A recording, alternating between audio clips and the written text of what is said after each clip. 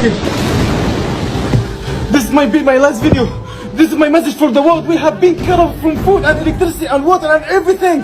And we cannot leave our house because they are killing us from inside and outside. Until now, no one has moved. We don't want you to move because of us or Palestine only. We need you to move because of the violence targeting Al-Aqsa Mosque. There is no difference between Al-Kaaba and Al-Aqsa Mosque. What are you waiting for?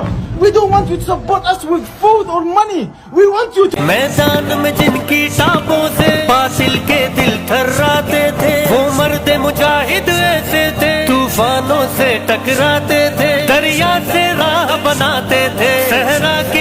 قال رسول الله صلى الله عليه وسلم: لا تزال عصابة من أمتي يقاتلون على أبواب دمشق وما حولها وعلى أبواب بيت المقدس وما حولها لا يضرهم من خذلهم ظاهرين على الحق